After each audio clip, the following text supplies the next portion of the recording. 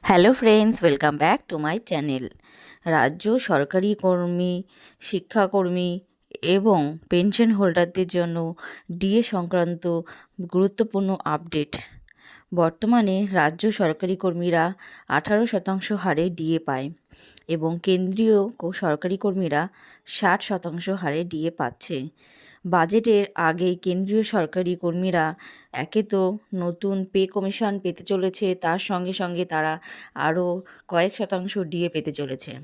এইদিকে রাজ্য সরকারি কর্মীদের ভাগে কিন্তু কিছুই জুটছে না।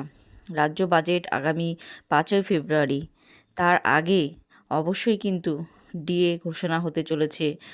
শোনা যাচ্ছে, যেটুকু বিভিন্ন রিপোর্ট মারফতে উঠে আসছে, যে 8% হারে ডিএ কিন্তু ঘোষণা হতে চলেছে। সরকারি যৌথমঞ্চের চাপে পড়ে কিন্তু ডিএ ঘোষণা করছে সরকার, কারণ সামনে আমাদের রাজ্যে বিধানসভা ভোটের আগে অবশ্যই রাজ্য সরকারি কর্মীদের ভাড়ারে কিন্তু আসতে চলেছে খুশির খবর। যদি সরকার 8% হারে ডিএ ঘোষণা করে দেয়, তাহলে মোটামুটি 26% হারে ডিএ পাবে এ রাজ্যে সরকারি কর্মচারীরা। বিগত 5 বছরে সরকার 3% করে 3 বছর এবং 2% করে 2 বছর দিয়ে দিয়েছে। তো এই যে 18% ডিএ ঘোষণা হয়েছে, সেটা কিন্তু খুবই কম। সেন্ট্রালের তুলনা করলে সেটা কিন্তু একদম হাফের থেকেও কম।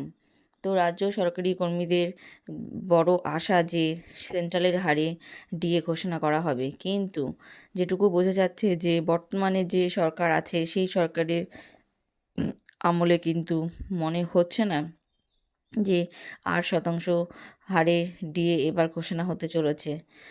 এদিকে মাননীয়া অবশ্যই কিন্তু জানিয়ে দিয়েছে যে ডিএ কিন্তু আমাদের বাধ্যতামূলক বিষয় নয়, ডিএ হচ্ছে ঐচ্ছিক বিষয় নয়। তো সরকার কিন্তু চাইলে ডিএ দিতেও পারে, ডিএ নাও দিতে পারে। কিন্তু এদিকে সংবিধানে বলছে যে ডিএ কিন্তু আমাদের অধিকার। তো এই বিষয়টা কিন্তু বিগত কয়েক বছর থেকে চলে আসছে। রাজ্য সরকারি কর্মচারীরা সত্যি কি ডিএ পাবে?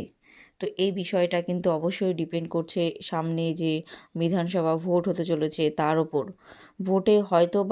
ভোটের আগে সরকার কিছুটা ডিএ ঘোষণা করতে পারে, কিন্তু কখনোই তা কিন্তু সেন্ট্রালের হারে হবে না। সেন্ট্রাল কর্মীদের যত পার্সেন্ট ডিএ দেওয়া হয়, তত পার্সেন্ট ডিএ কিন্তু রাজ্য সরকারি কর্মচারীদের কিন্তু কখনোই দেওয়া যাচ্ছে না। আশা করা যায় কিছুটা হলেও স্বস্তি মিলতে পারে, কিন্তু সেন্ট্রালের মতো ডিএ কিন্তু এ রাজ্যে কিন্তু কখনোই চালু হবে না। হ্যাঁ, যদি হতে পারে, যদি সরকারের পরিবর্তন আসে, তবে যদি সম্ভব হয় দিতে পারে, কিন্তু এখনই কিন্তু অত আশার আলো দেখে কিন্তু আমাদের লাভ নেই, কারণ ডিএ আমরা পাবো কিন্তু নগণ্য। তো সেটাই কিন্তু আমাদের মাথায় রাখতে হবে। তো বন্ধুরা, এটুকুই আপডেট ছিল। যদি ভিডিওটি ভালো লেগে থাকে, অবশ্যই কিন্তু তোমরা সাবস্ক্রাইব করে পাশে থেকো।